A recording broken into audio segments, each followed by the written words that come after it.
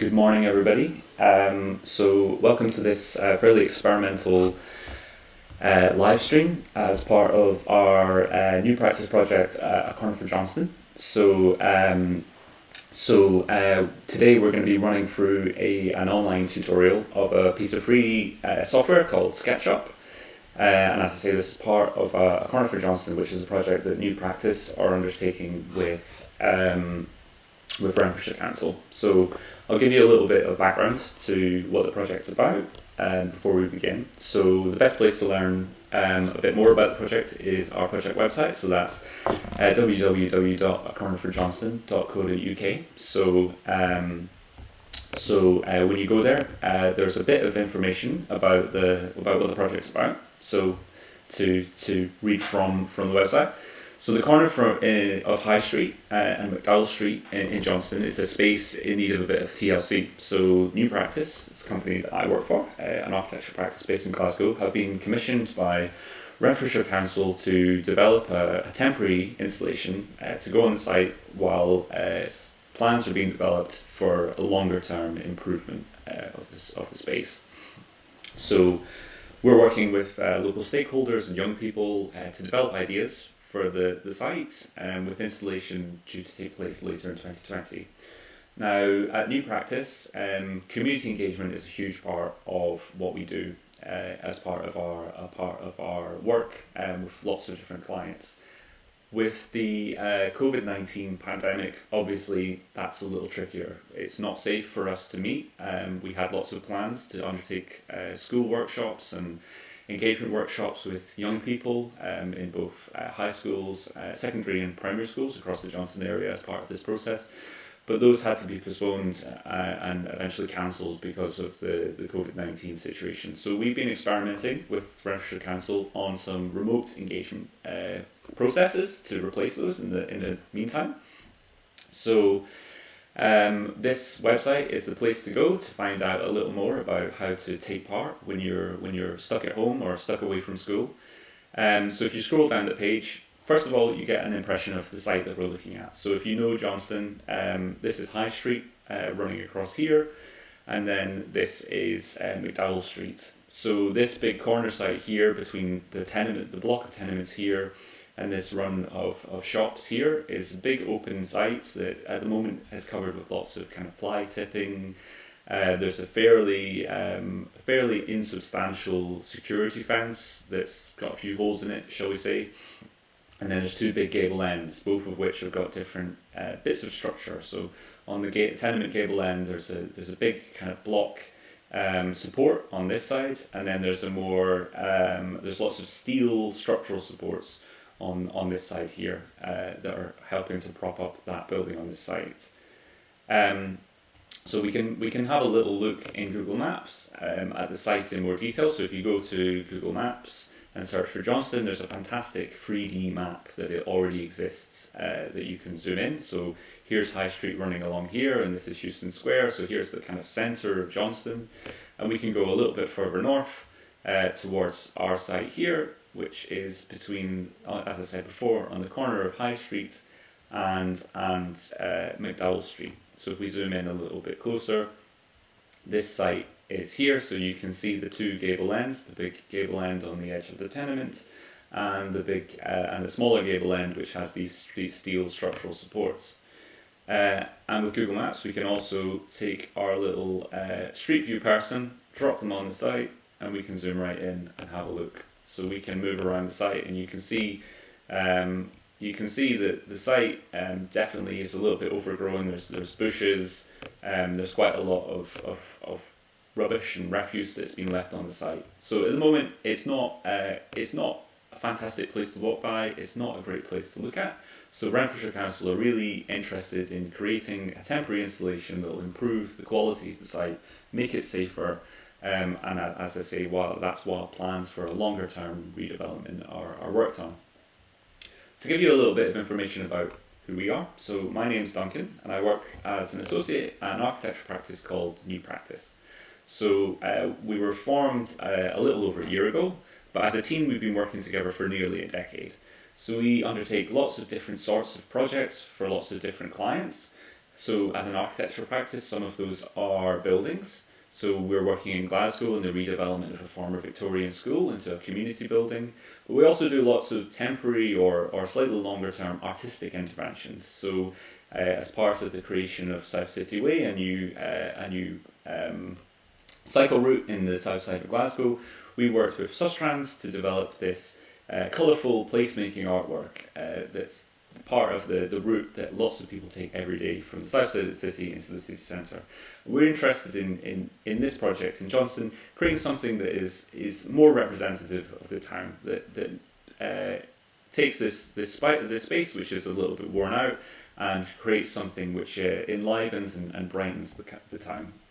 So as I said before, normally we would undertake lots of different engagement and activities with local people to include them in that process. But that hasn't been possible in person as part of this process because we're not allowed to meet because of the pandemic. So we've come up with 2 pieces of remote engagement to get people involved. While a lot of us are stuck at home, we're not able to go to school, some of us are working from home, some of us aren't able to go to our jobs. So we've come up with 2 activities for young people. So one is a crafting design challenge.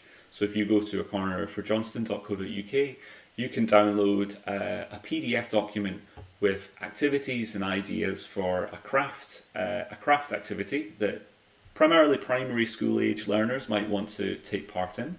So there's a pack that tells you a little bit about who we are at New Practice. It tells you a little bit about what the project is about and why we're doing it in the first place. There's some ideas in terms of like a brief, like what you might want to think about, some rules to follow if you're coming up with ideas for your site. And then some ideas of craft materials that you might need available to do this. So it's normally things that you'd have around the home: scissors, paper, pens and pencils, etc.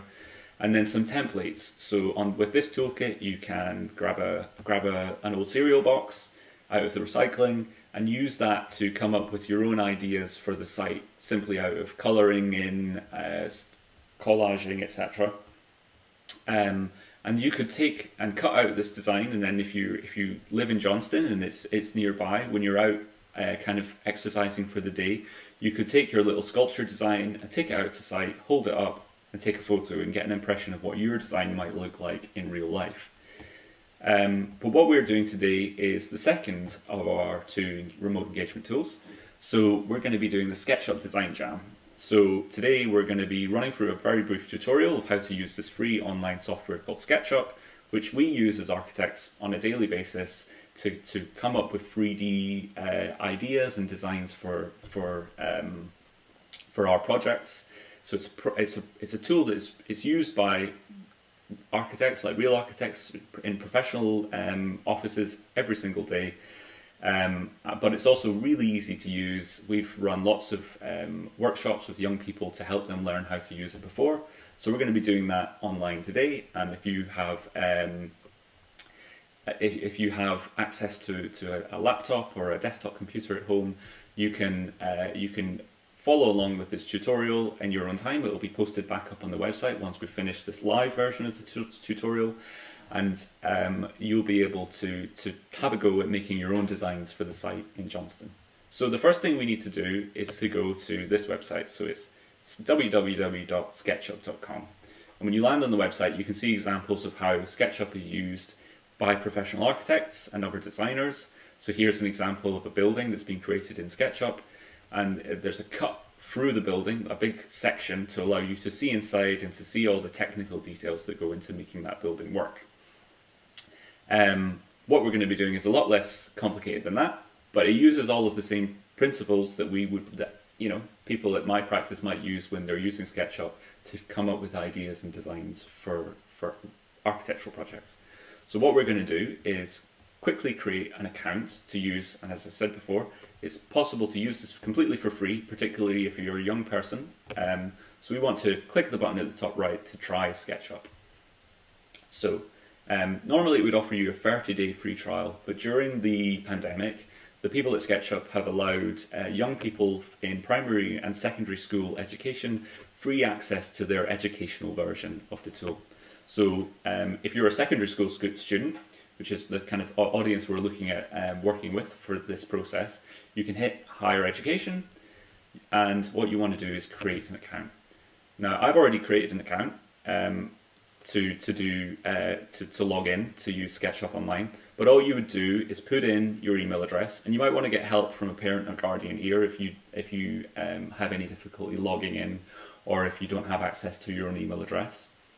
So I've got my work email address, duncan@newpractice.co.uk, and you hit next, and it would prompt you to create a password. As I said, I've already created this account before, so I've already got a password, so I'm going to sign in. But when you hit, normally it would offer you the opportunity to register, and then it would send you an email for you to confirm your email address, and that's all it should take to set up an account. So I hit sign in. What it's going to do is it's going to ask me then some questions about why I want to use SketchUp, to learn a little bit more about what type of user I am. So we already know that we've signed up for SketchUp for higher secondary school students. So it'll ask you what your role is. So most of you, there might be some teachers or educators who are watching in who want to know a bit more, but most of you, I'm sure, will be secondary school students.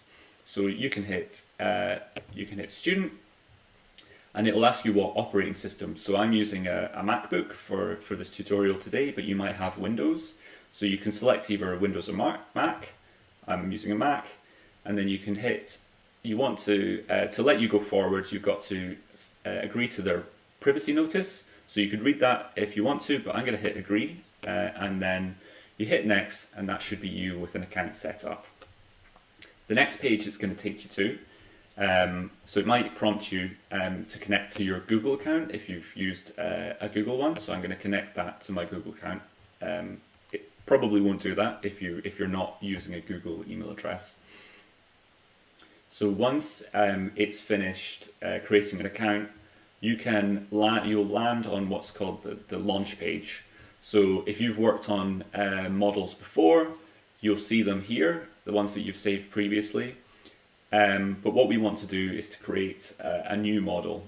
So up at the top left, you want to create a blank space to come up with creative ideas for the project. So you hit create new, and it will come up with 3 options. So say we were working in the USA, they use the imperial measuring system. So they use feet and inches, and that includes in architecture. So all architectural drawings in the US come in feet and inches. But in the UK, we use the metric system. So you can choose either meters or millimeters. For ease, I'm just going to pick meters. We're not going to be designing anything so small that it needs that level of detail.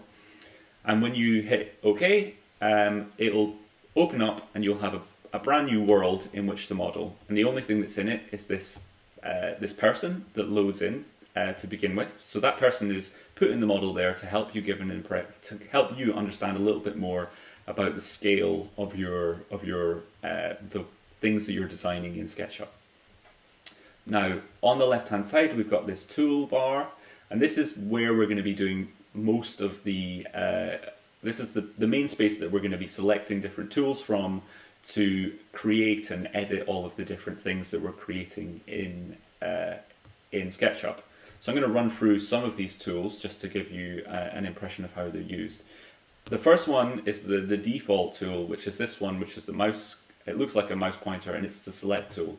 That really simply allows you to click on anything that's in the model. So I can click on this person here, and it highlights them and shows the area that they sit in. And I can then click anywhere else on the screen, and it deselects them. So when you've got lots and lots of items and lots of different things that you created on screen, you can use that tool to select different ones. The second tool that you're going to be using all the time is the one right at the bottom here. So this is called the orbit tool. So when I click on that, it comes up with a range of different sub-menu items that you might want to use alternatively, but the orbit one is going to be the one we're going to be using all the time.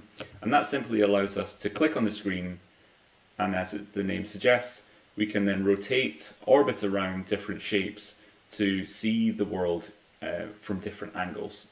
So the default view shows our little person here, and then we might want to view them, and the person actually is set to follow the screen, so they're always going to be looking at you, but it allows you to look at different shapes. There are a couple of other tools you can use here. You can use this pan tool, which allows you to grab and then move around. So you're not orbiting, you're just shifting the view from up and down and left and right. And then you can use this tool to zoom in and out. But it's also very helpful if you've got a mouse or a trackpad. You should be able to zoom in and out simply using scrolling up and scrolling down with your mouse toolbar, or with two fingers on your keypad. So the next tool we're going to want to look at is this erase tool. So we will be creating lots of things, but sometimes you're going to create stuff that you might not want to keep. The erase tool is a simple way you click on an item, or you select an item rather, and then you click on it, and that should delete it. And what you may think, oh, I shouldn't have done that. So along the bottom, there's an undo and a redo tool. So we're going to click undo to bring our person back. But if you want to delete delete an item much easier than going over here and grabbing the eraser tool, you can simply hit backspace. So backspace or delete on your keyboard, and that'll get rid of whatever it is you've selected. We then obviously will want to create some new items. So there's a few different ways you can do this. The most kind of detailed way of doing that is to use this tool, the line tool. So that allows you to pick an area in your model and to basically create new lines. So they're simple lines with only one dimension. And you can see that if I drag along this direction or this direction, it highlights as red or green. And you can see, if I deselect, you can see this blue, green, and red shape here that's next to our little figure, and that notes the axes. So the axes are the up, so the kind of left, right, and up directions that exist in any 3D model. So you can see the blue one points up towards the sky, and then the green ones point 90 degrees to one another, and they allow you to tell kind of what direction you're facing in and allow you to orientate different shapes to one another. So we could create a rectangle using the draw tool. So we select it, we pick a point on the floor, and then we want to draw for a certain distance in the green direction, and then we want to turn 90 degrees, which then takes us along the red direction. We want to then go back along the green direction, and you can see when you get in line with the shape over here, it creates a kind of a dotted line to tell you that you've created the shape that has the same length on each side. And then when you click back on your original point, that finishes the rectangle, but it also fills it in. So you've created a 2D shape on the ground that has so it's filled in. So it's a bit like drawing, say, a rug on the floor, but obviously. No shapes in the real world are completely flat or completely 2D. So at the moment it's a bit like a piece of paper, but even a piece of paper has a little bit of thickness. So we want to give it a bit of height, so we want to take it off in this blue direction as well. So the next tool we're going to use is this one here. It's called the push and pull tool. So that basically allows us to select a shape that we've created, a 2D shape that we've created, and when you hover over it, you can see that it sort of is highlighted with a kind of blue dotted pattern. So that lets you know that you've grabbed your shape, and when you click on it, you can then go up the way, and you'll see that you've created now a 3D shape, a big box instead of a 2D rectangle. And you can make that any height you want. So we'll try and make it about the same height as our character here. Which seems to be, you can see in the bottom right hand corner down here, it gives you the distance that you're drawing. So this person is around about 1.75 meters tall. And then we can grab our orbit tool again. So if the orbit tool isn't selected here already, you just click here where the tool is, and it will come up with the little sub menu. You click orbit, and then you can rotate around, and you can see that we've created a really big cuboid shape, much bigger than the person we have here, and that's how you create kind of simple 3D shapes. But you don't have to draw the shapes with the pencil tool, the line tool every time. There's a series of pre-made tools that allow you to draw some shapes much more quickly. So we could create a rectangle by clicking on this tool, picking rectangle, picking your first point, and that automatically creates a rectangle of this shape. So let's make something that's quite long and maybe not as thick. And then we're going to do, again, take the push and pull tool, and then we're going to make that a bit taller. So that's kind of like a wall shape. And then another example of a shape that you might want to create, if you click on the shape tool again, you can create a really simple circle. So you grab the circle tool, you click the point that you want to be the very center of that circle, and then you drag until you've created a shape. And then you click again, and that will create the circle of whatever radius that you want it to be. And again, let's make this, maybe you pick the push and pull tool, and we'll make this a little bit shorter, so we'll make that this size. So now we've created 3 different shapes in 3 different ways. So we use the line tool to draw a rectangle and extrude that up the way. Then we use the rectangle tool to create this more like, thinner wall-like shape. And again, we use the push and pull tool to lift it up. And then we use the push-pull tool to create, we created a circle with the circle tool, and then we use the push-pull tool to lift it up. You can also, though, once you've used the push-pull tool to create a shape using the height on the floor, you can also pick any side around it and make it taller and shorter, longer or thinner using the push and pull tool. So we can make this really thin. What you can't do though is push and pull on any curved shapes. You can only do it on flat shapes. So a flat surface here, the circle, you can pick that up and push it down like this and make it taller or shorter depending on how big you want it to be. So once we've created some simple shapes, you can see that by default they're created just as simple white objects in a kind of green background with a sky above it. But obviously for our design for a corner for Johnstone, as we spoke about before, we're really interested in creating something that's maybe a bit more bright and lively on the site than is there at the moment, which is kind of a lot of kind of shrubs and things that have been kind of dumped on the site. So we're obviously going to want to use some colors and textures. So that's where we're going to want to use this tool here. It's the third one down, and it's called the paint tool. So when we click on the paint tool, on the right hand side, a new menu is going to open up, and it's going to show you a whole bunch of different colors. By default, it shows the colors that already exist in your 3D model. So we can see our person here, and you can see on his shirt, they've got some green and kind of mustardy colors on a kind of maroon shirt with a bright red scarf. So you can see that all those colors already exist in the model, but we don't want to be limited to just those colors. So you can see the little search icon, the little magnifying glass here. So you can browse a whole range of different colors and textures that exist already in the model. So say for example this big cube shape we've created here. Let's say for example we want to make that out of brick. So you can pick the brick cladding and siding category of textures. You can pick the brick texture, and then you can use the paint bucket tool simply to paint on that texture onto the shape. But all it will do at the moment is it'll paint on one side at a time. So you'd have to very carefully go around the whole model and click onto every side. So there's a way that we can paint the whole thing and select the whole thing very simply to save you having to go and very painstakingly paint on every single side of your shape. So we can use the select tool, and we can drag a box to select the whole of the shape like this. And then when we pick our paint, again, we pick the paint texture, the brick texture, and we can use the paint tool. And this time when I deselect and I use the orbit tool to rotate around, I can see that we've painted the whole thing.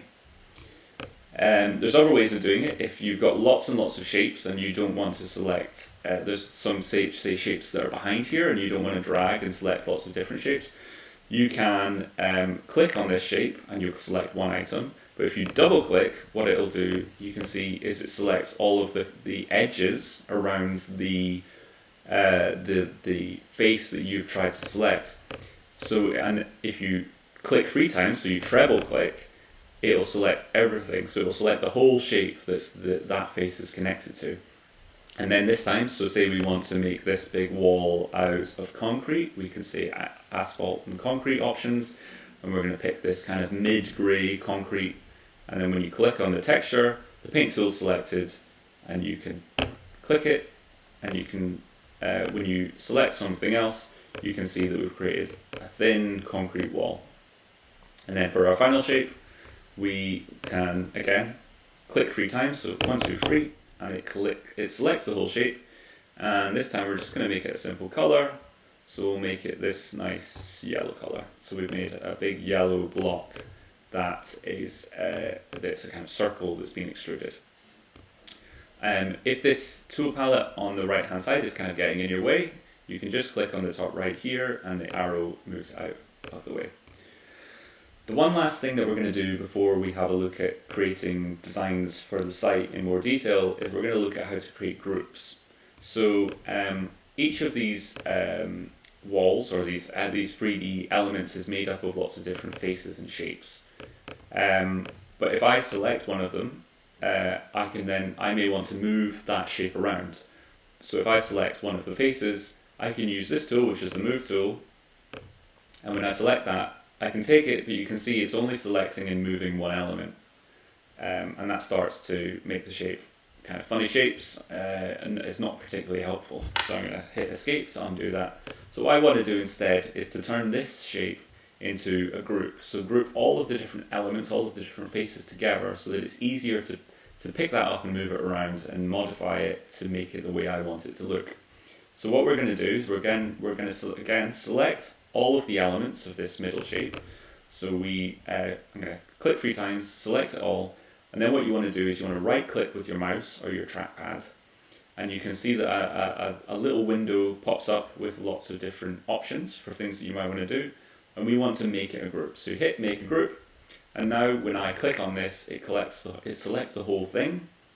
So when I now pick the move tool, I can move it around without picking just one of the surfaces. It moves everything all at once. I'm going to do the same then for this element here, the kind of yellow tube that we've created. Right click on it, and I'm going to create a group. So as I sort of showed there, we can now move these elements around. So there's lots of different ways you can move them. You can grab the move tool, and that's simply, you grab it and you can simply move it around the screen. But you can also use the rotate tool. So if you wanted to rotate the shape that you've got here, it comes up with a compass shape. So now we can use this compass shape, and we basically click on the shape and the point we want to grab, and then you click again, and you're then kind of holding on to the shape and you're rotating it around the axis of the compass. So we figured out how to create some new shapes, how to give them some texture, how to group them together so that they're easier to use. But now what we want to do is actually have a go at using these shapes and creating shapes in a real version or a model version of our site in Johnstone. So we're not going to spend a few hours in this video creating a site model of Johnstone from scratch. That would take a while. So instead, New Practice have already created, as part of our design process, created a 3D model of the site in Johnstone that you can load directly into this SketchUp model. So we're going to get rid of these prototype shapes that we've created. So you just select them all and hit delete or backspace. You've cleared your model. What we want to do is load in a model of Johnstone that, as I say, New Practice have already created for you to use. So we're going to use one of the tools on the right hand side here, and we're going to use this third one down, which looks like 3 cubes stacked on top of one another, which is called the components tool. So if we click on that, it'll come up at the top here with the components menu. And what we can do is search 3D Warehouse. So 3D Warehouse is basically an online database of thousands and thousands of different models that different SketchUp users all around the world have made already. So almost anything you can think of. If you want to find a 3D model of a car, or if you want to find a 3D model of a building in a city that you live in, chances are lots of it's already going to be in 3D Warehouse already. So we've created a model, so we've called it a corner for Johnstone. So you can search in the 3D Warehouse. So we're going to search a corner for Johnstone. and you hit enter to search, and it will come up with two options. There's another model that someone else has created, which I think is a factory building, but we're going to want to pick the first one, which is called the corner for Johnstone, and you can tell it's our one because it's by new practice. So when you click, it'll load, so it'll quickly download the model, and if you click anywhere on the screen, that'll basically drop the model into your 3D model. So you can see we've got our person here, they're 1.75 meters tall, but this model we just dropped into the model is kind of one-to-one real world scale, so it's obviously a lot bigger than our small person here. So we're going to want to zoom right out, and you can see that we've got a block of the Johnstone site, and you can see all of the buildings surrounding the site. You can see our gable end and our steel structure on one side. So if we zoom in a bit, yeah, we can see that we've got the corner, we've got High Street running along here, Macdowell Street running along here, but we've also dumped in a couple of different items that help to orientate yourself and to give you a little bit of instructions. So when you first load in your model, you'll see that there's an instruction card here. So we can zoom in a bit and read this. So before we start to model in SketchUp, it's important to think about what ideas you have and what important things there are to consider when creating a design concept. So there are a number of questions you might want to consider to help you develop ideas for your design. So what could the installation be made out of? How tall might it be? How would you make sure that it's safe for people who are walking by it? What colours or textures might you include? So before you start to model in SketchUp, you might want to get some pen and paper and sketch some ideas out to kind of play around with ideas, see what feels like interesting ideas to explore. And then when you've created some ideas on paper, you can delete this instruction card and start to create a 3D model in the design area below. So you can see below, we've created this outline shape in red here. Renfrewshire Council are really interested in creating a shape, an installation that makes this space nice and secure for passers-by, makes it a bright and colourful and more representative of the town. We don't intend to create any design elements actually in the site itself, so the focus of this design challenge is to think about what you can do around the perimeter of your site. So we can go back, if we zoom back up to our instruction card, so you can find step-by-step guides on how to create your model on the project website. So once we've finished making this live stream video, we're going to turn it into some tutorial videos on the website. And once you're happy with your 3D model, you can share images of it with new practice. So we're really interested in seeing what sorts of things that people come up with. So you can take screenshots through this SketchUp tool, and it'd be great if you were able to send us any screenshots or examples of the designs you've made to our email address, hello@acornerforjohnston.co.uk. Or if you use social media, if you're on Instagram or Facebook or Twitter, you could post images of your designs with the hashtag #acornerforjohnston. So we want to get into starting to have a go at putting some elements into the site. So when we talked about creating groups before, that was a useful start because when you load in a model from the 3D warehouse, it's imported as one big group. So we want to break that up so that you can start to edit it. So you want to select the whole big shape as one big group, and if you right click anywhere on the model that's been imported and right click, it'll come up with this menu, and you want to hit explode. So that's basically the opposite of making a group. It takes everything that's in the shape and breaks it down into its constituent pieces. So we hit explode, and now you can see it's made into two shapes. So there's this one that's selected in red here, which is our site model. So this is all the real buildings in Johnstone that we've created in SketchUp. And then there's the second group, which has our instruction card, and it also has the design area. So once you've got some ideas about designs that you might want to try and experiment with, you can just simply hit delete, and you're left with an open site model for you to have as much kind of creative fun, go wild with your imagination. But remember that the focus is to try and create something bright, colourful, interesting, or exciting for this perimeter edge. So that's the main focus of where we want to invest all of the time and resource that we've got as part of this project. So let's have a go at creating some shapes on the site. So we might use the line tool, And just as a very quick example, I'm going to show you how you could draw something that maybe is a bit like a wall around the edge of the site. So you can go point to point around the edge of the site, and then you might want to give it a little bit of thickness, and then go back across the site. And when you're ready, you can click back on your original point, and what it's done there is create a flat surface. And again, you can use the push and pull tool, and there you've created an element. And you could give it a height. So we suggest that you probably don't want to make it much taller than 4 meters. And you can see down at the bottom right hand corner of the screen down here, it gives you an impression of how tall you're making something. But also you can type in a height manually. So say we wanted to make this exactly 4 meters, I can type 4, hit enter, and that will make that 4 meters tall. And again, we might want to select this and turn it into a group. So right click, make a group, and we might then want to give it a color. So we use the paint bucket tool, and let's maybe make this one like a lime green color. And then you can go around, you can maybe deselect, so click anywhere off the screen that's not got a model on it, and you can use the orbit tool, and you can look around. Now, as just a little critique of this very first design, I wouldn't score it too highly. It's not very interesting. It's not got fantastic. It's not fantastically interesting design. Also, it leaves these edges pretty much open for anyone to walk on site. So it's not very secure. It's not very interesting. I'm sure you'll be able to come up with lots more ideas.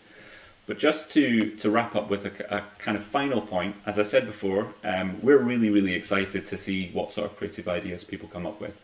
So it would be great for people to send us some example images of the ideas that they come up with. So what we want to do, well, first of all, we want to save our design so that you can come back to it later. So if we hit save, we're going to call this, if you hit save, it will ask you to put in a name for your models. We're going to call it Idea 1. You hit OK. And what it might do, if you've connected your account to a Google account, after a minute or two, hopefully it will pop up with another window, and it will suggest that you save your model on your Google Drive account. If you've not connected with a Google account, that probably won't come up. So I'm going to save it in this folder that I've got called SketchUp. So now that model's saved, and if I come back to the SketchUp website later, I'll be able to access it. But also, we're going to want to, if you can share screenshots of your designs with us, that would be really great. It would be fantastic for us to see some examples of things that people will come up with. So we can do that by using this little folder menu up here. And we want to export, use the export tool and save as a PNG. So a PNG is a type of image. So it's an image file format. So you can download, if you hit PNG, it'll take you to an export image window, and you can zoom around, get your shot nice and lined up exactly how you like it. I've gone inside a building, which isn't very helpful. So if I'm able to rotate a little bit, I can get my shot lined up just as I like it. So we're looking from a bit further down High Street, and then I can play around with, so that you could look at a view from the direct top or from different angles. And when you're ready, you hit export as PNG, and hit continue, and it'll create a PNG, and it should save it to your downloads folder once that's ready. So then if you're able to email that or share it with us on social media, that would be really great. It will give us an opportunity to see all of the different creative ideas that people have. I hope that's been kind of useful. Like I say, remember to save your ideas, because when you log back in to the SketchUp website, you'll be able to go to this home panel, and you'll see the models that you've created previously, and you can create lots of different versions if you've got lots of different creative ideas. But yeah, I hope that that was kind of informative. We'll break up this video into different kind of bite-sized tutorial elements, and you'll be able to replay it by visiting the YouTube link. And yeah, we're available for any questions at hello@acornerforjohnston.co.uk. And if you want to learn any more about the project, please do feel free get in touch. A corner for johnstone.co.uk will be up and kind of promoting the project and giving information about what we're up to throughout the duration. So yeah, we really look forward to seeing what kind of creative ideas you come up with. And please do be in touch if you've got any more questions. And yeah, thank you very much, and take care and keep safe while everything's kind of a little bit unusual.